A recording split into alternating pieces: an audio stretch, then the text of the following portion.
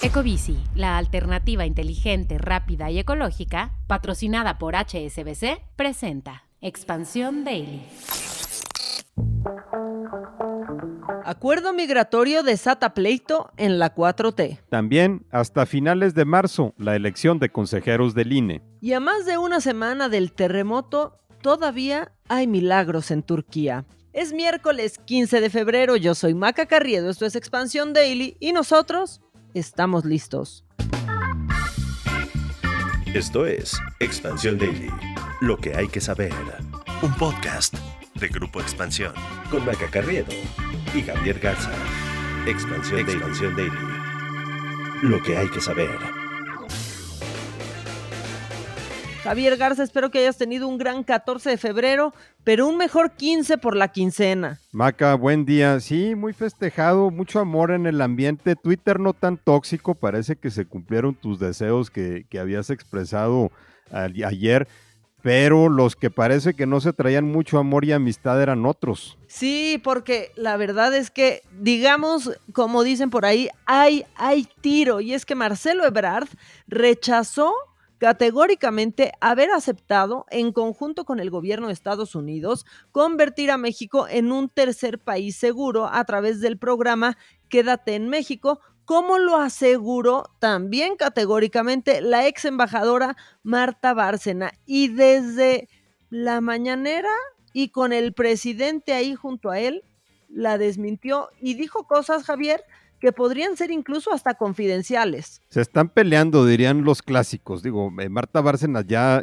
no está en el Servicio Exterior Mexicano. Le dio una entrevista al periodista León Krause para el podcast Univisión Reporta. Dice que fue el canciller el que negoció con el entonces secretario de Estado de Estados Unidos, Mike Pompeo, la aplicación del programa Quédate en México, siempre y cuando el acuerdo quedara oculto. En este sentido, Bárcenas está validando lo que había dicho Pompeo. En su libro, el canciller dijo que ella fue la que había suscrito el convenio en materia de migración con el gobierno de Donald Trump, y esto va más allá del desacuerdo de un asunto diplomático, ¿no? Sino que habla mucho de cómo se manejan los asuntos en la Cancillería, en donde al parecer el canciller no tenía la confianza o el apoyo de los principales diplomáticos, nadie más importante como la persona a cargo de la Embajada de Estados Unidos. Se echaron la bolita, ¿no, Javier? Yo no había aceptado, de hecho había aceptado ella y yo lo frené. Lo que sí es cierto es que habló muy duro y muy claro el canciller al decir que él, por esas razones, nunca confió en Marta Bárcena, así lo dijo desde la mañanera. También dijo que desde que dejó el servicio se ha dedicado a calumniarlo, que parece una obsesión casi, y pues rechazó que sea verdad todo lo que ha dicho Marta Bárcena, que también hay que decirlo, en cuanto casi que no acababa de hablar el canciller en la mañanera, ya estaba ella dando entrevistas desmintiéndolo de nuevo por completo. Sí, incluso también acusó a Ebrard hasta de violencia de género, ¿no? Por el tono que tenían los comentarios. A ver, aquí lo cierto es que México sí aceptó a recibir migrantes que eran rechazados por Estados Unidos o que eran regresados por Estados Unidos. Este polémico programa de Quédate en México o Remain in Mexico es diferente al concepto de un tercer país seguro, porque ese tiene implicaciones que, digamos, México no puede cumplir. Significa que un migrante puede ser regresado del país al que quiere ir a un tercer país que le puede dar las mismas atenciones. Obviamente no es el caso de México. México solamente se ofreció para mantener aquí a los migrantes en lo que se resolvían las peticiones de asilo.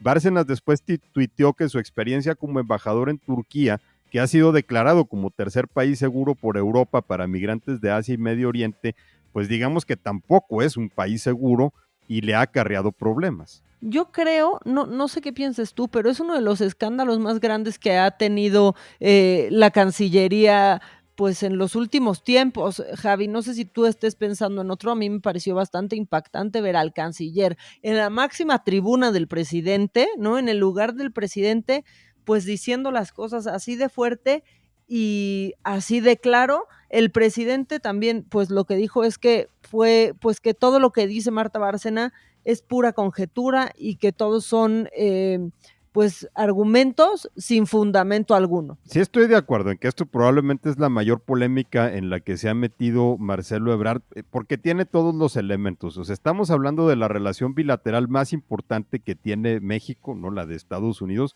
de uno de los temas más importantes de esa relación, que es el de la migración, ¿no? Está ahí a la par del comercio y de las drogas, y obviamente un conflicto, pues, entre personas que hasta hace poco trabajaron juntos. Y bueno, cuando el presidente López Obrador también se metió ahí a terciar, hasta dijo que Bárcenas era conservador o que ya se había pasado al bloque conservador. Recordemos también que el esposo de Bárcenas, el también diplomático Agustín Gutiérrez Canet, es tío de Beatriz Gutiérrez Müller, la esposa del presidente, entonces ya toma también otro cariz. Sí, es lío hasta familiar. Ahora, muy interesante y un poco impactante también esta relatoría que hizo el canciller, no sé si te pareció así, Javi, de cuando estaba pues esta negociación en el punto más álgido, cómo pues estaban prácticamente encerrados, que los medios pensaban que estaban prácticamente secuestrados y que el canciller salía de vez en vez a reportarse con el presidente.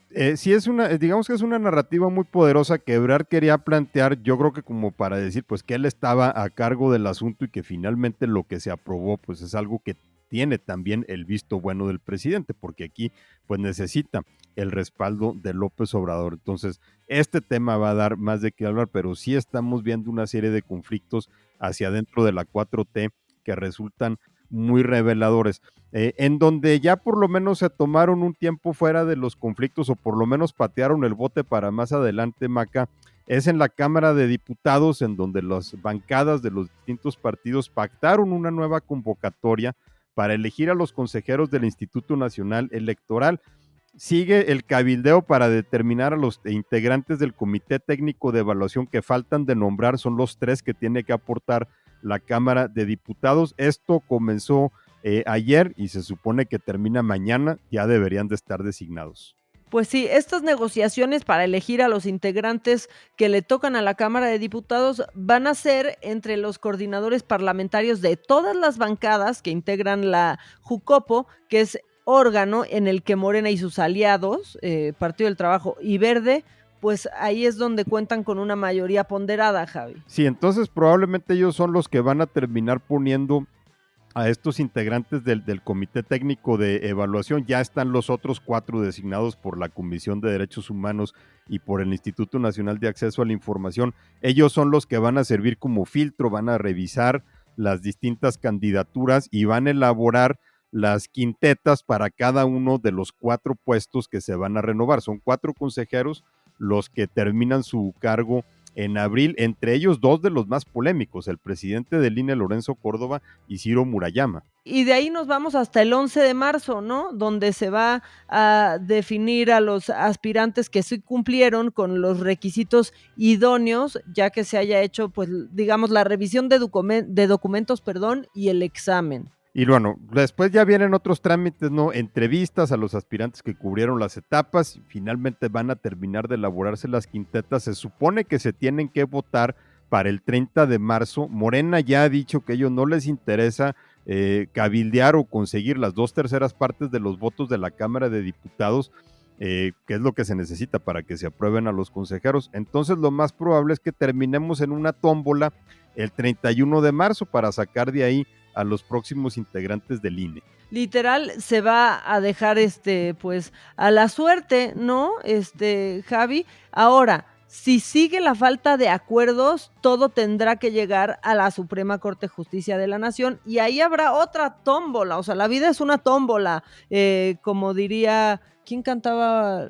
Johnny Laboriel. Como diría Johnny Laboriel, pues sí, tómbola en la Suprema Corte para ya tener a los 4 elegidos. Entonces, pues de sorteo en sorteo, y así es como se van a organizar las elecciones del 2024, que por cierto, Maca, entre las que va a haber en el 2024, pues una de las más importantes va a ser la jefatura de gobierno de la Ciudad de México. Ayer el Universal publicó una encuesta de la firma Buendía y Márquez, en los que pone como punteros al secretario de Seguridad Pública, Omar García Harfuch, y a la exalcaldesa de Miguel Hidalgo, Xóchitl Gálvez. Pues qué manera de tener un buen 14 de febrero para Xóchitl Gálvez, para García Harfuch también, pero él digamos que ha sido más parco, ¿no? Y ha mostrado menos sus deseos por gobernar la Ciudad de México. Xóchitl Gálvez, desde cualquier trinchera en la que ha estado en varias, siempre ha mostrado y ha dicho que va por la Ciudad de México. Muy revelador que está a punto, pudiera estar Morena a punto, ¿no? O la izquierda, de perder la Ciudad de México, como le pasó en la mitad de las alcaldías de la Ciudad de México. Si se mantiene la tendencia de 2021, sí, pero esta encuesta del Universal de todas formas sigue mostrando una ventaja de Morena, 46% contra 33% del PRI, PAN y PRD sumados. García Harfuch y Xóchitl Gálvez son a quienes los simpatizantes de Morena y del bloque opositor quisieran ver como candidatos. Traen los dos 56% de reconocimiento, pero García Harfuch trae más opinión positiva, 33% contra 23% de Xóchitl Gálvez. Está interesante. Ahora, la verdad es que donde pareciera que hay tiro es entre ellos dos. Los demás aspirantes bajan mucho, también hay que decirlo, pero pues por ahí Mario Delgado, Martí Batres, Clara Brugada, que pues más bien debería de estar viendo cómo hacer para que su alcaldía deje de ser una en donde más mujeres desaparecen, como lo dijimos en el episodio de ayer. Pero bueno, se empieza a calentar también la Ciudad de México, y nadie tuvo un día tan bueno como Xóchitl ayer. No, por lo menos digamos que la rescataron y la pusieron otra vez bajo los reflectores. Exactamente. Y hablando de rescates, Javi, nos vamos hasta el otro lado del mundo, porque las labores de rescate en Turquía siguen, y pese a que la cifra de decesos ha ido en aumento de manera impresionante con el pasar de los días, también hay sorpresas, y es que siguen encontrando a personas con vida entre los escombros, Javi. Cuando las esperanzas ya estaban casi, ¿no?, por los suelos, pues siguen existiendo estos pequeños milagros que documentan un poco el optimismo. Eso es lo que son, milagros, ¿no? Sobre todo porque la ventana de supervivencia se calcula en unas 72 horas, ¿no? En 3 días, quizás hasta 5 días en que una persona puede permanecer abajo de los escombros. Aquí ya vamos en el 8º día. Por ejemplo, un grupo de salvadoreños rescató a una mujer y a un niño de 6 años el 12 de febrero, prácticamente una semana después del terremoto. Una joven siria, ¿no?, que estuvo 180 horas bajo las ruinas, logró sobrevivir, está ahora en un hospital de campaña recibiendo atención. Hay videos en redes sociales de rescatistas de distintas partes del mundo, pero por otra parte también ya son más de 36,000 las víctimas y se espera que el número aumente todavía. Ahora, no sé si ya hayamos hablado, pero pues también una mención a Proteo, ¿no? Uno de los canes de rescate de la Sedena, que se fue a Turquía como parte del equipo de rescate y murió pues en funciones, Javi. Sí, en un principio, después del anuncio que había hecho la Secretaría de la Defensa Nacional, se dijo por ahí en redes sociales que había muerto tras un derrumbe, que si le había caído una losa encima, pero su entrenador, Carlos Villeda, dijo que fueron otros factores los que le causaron la muerte, entre ellos la edad, estaba por cumplir 10 años, o sea, ya estaba grande, el clima extremadamente frío que se mantiene en Turquía también fue un factor. Por ahí un activista denunció que el gobierno había recortado el presupuesto para la alimentación de los perros. Vamos a ver si eso se termina viendo también en la salud de los otros perros que también están ahí pues buscando, Maca, todavía buscando. Dijeron que 34%, pero qué bien que salieron a aclarar las causas, porque justo es lo que no estaba, ¿no? Lo que no habían dicho, en lo que no habían abundado absolutamente nada, y en redes sociales pues estaba la gente encima. También reclamaban, por ejemplo, Javi, que no traían el equipo necesario los perros de rescate, y lo que dicen es que no pueden tener esos chalequitos de rescate que usan los perros, que también los protegen, porque pues cuando están entre los escombros, estos se les pueden atorar y puede ser más peligroso para ellos. Yo creo que ahorita por lo pronto, Maca, son los perros los que nos están dando algo de esperanza, eso también dice mucho. Pero donde no hay mucha esperanza, Maca, pues es en el tema de los salarios, ¿no? De nueva cuenta estudios que nos hablan de lo bajo que es el ingreso, lo poco que alcanza el ingreso, incluso en el empleo formal. En México hay 21.4 millones de personas con un empleo formal, pero 80% de ellos gana menos de 20,000 pesos al mes, que es considerado ya un salario competitivo y suficiente para cubrir las necesidades de una familia, según un reporte de la organización Acción Ciudadana frente a la pobreza. Imagínate esto entre la inflación y la gentrificación, por ejemplo, Javi. Pero a ver, esto quiere decir que solo 2 de cada 10 empleados en nuestro país tienen un salario suficiente y digno, mientras que 4 de cada 10, o sea, casi la mitad, no tienen un ingreso suficiente para superar y romper con la pobreza, a pesar de los aumentos que sí ha habido al salario mínimo. Sí, lo que dijo Rogelio Gómez Hermosillo, quien es coordinador de Acción Ciudadana frente a la pobreza, es que si bien aumentó el salario mínimo en 2023 y eso tuvo un efecto positivo y hay una leve disminución en la proporción de personas con trabajo formal que carecen de salario suficiente, también resulta muy alto el porcentaje de quienes sufren precariedad laboral, ¿no? Porque sí les está aumentando el sueldo, pero el sueldo de por sí era bajo. Ahora, si nos vamos a los datos del IMSS, el IMSS tenía inscritos a 21.4 millones de trabajadores. Hace un año, el porcentaje de personas sin salario suficiente era de 41.5%. Ahora es de 39%. O sea, la reducción de la precariedad laboral apenas fue de 2.5 puntos. Y esa es más o menos la medida, ¿no? Del problema y de dónde hace falta más trabajo. Por sectores de la economía, el de los servicios ocupa el primer lugar en precariedad laboral por el número de trabajadores, ahí son 2.3 millones de personas, después 1.8 millones en comercio, 1.6 millones en la industria de manufactura y 1 millón de personas en los servicios sociales. Y ayer, Javi, que compartí este dato de que justo lo vi en Expansión MX, las respuestas de las personas eran impresionantes y decían 20,000 brincos diéramos, ¿no? La verdad es que platiquemos con la gente que tenemos cerca y muchos le estamos pasando de verdad, vamos, se puede decir pasando aceite, Javi. Pero, y es que ese es justo el punto, ¿no? O sea, de las personas que tienen un empleo formal, es apenas el 20% el que gana por lo menos 20,000 pesos. O sea, ¿cómo está el 80%? Sí, es un dato muy, pero muy, pues digamos, desesperanzador. Y esto también. Parece falso, pero es real.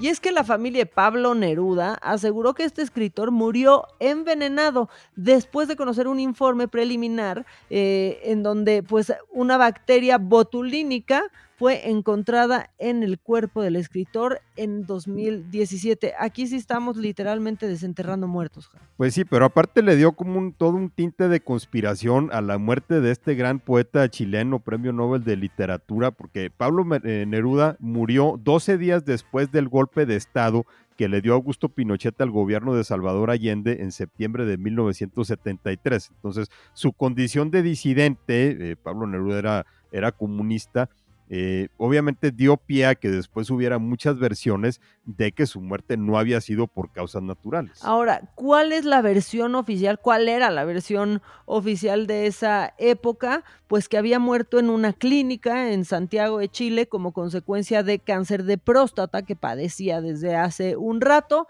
pero pues en el 2017 es cuando llegaron a tirar esto, cuando un grupo de 16 peritos confirmó pues que de cáncer no murió, pero ahí no pudieron determinar la causa de la muerte. Así es, sí tenía cáncer, pero no en un estado tan avanzado como que le hubiera causado la muerte en esa etapa, al menos eso es lo que dijeron sus familiares en ese entonces. Entonces ya se vino una investigación sobre la toxina, se encontraron los restos de botulismo en los restos óseos del poeta. No hay información sobre cómo lo habrían envenenado con esto, pero a mí lo que más me llamó la atención, lo curioso es que esta noticia salió el 14 de febrero, ¿no? Sobre Pablo Neruda, que es considerado el gran poeta del amor. Es que todo esto está incluso poético, Javi, o sea, hasta esta historia después de la muerte. Pero antes de ponernos poéticos, nosotros ya, poéticos o fatalistas, mejor ya vámonos, Javi, y nos escuchamos mañana, que pues ya va a ser jueves y eso siempre nos pone de buenas. Así es, ya se acerca el fin de semana. Nos quedamos con unos versos de Neruda, Maca. Si poco a poco dejas de quererme, dejaré de quererte poco a poco. Javi, tú eres todo un romántico. Y yo no dejaré de quererte nunca jamás. Si se quieren poner en contacto contigo o compartir algunos poemas de Neruda, ¿dónde lo hacen? En Twitter y en Instagram en @jagarzaramos. Y a mí me encuentran en @maca_online. Toda la información de este podcast y de otros grandes podcasts de Grupo Expansión en Expansión MX. Que tengan un gran día. Esto fue Expansión Daily, un podcast de Grupo Expansión con Maca Carriedo y Javier Garza. Este episodio llega a ti gracias a rss.com, el podcasting hecho simple. Ecobici, la alternativa inteligente, rápida y ecológica, patrocinada por HSBC, presentó Expansión Daily.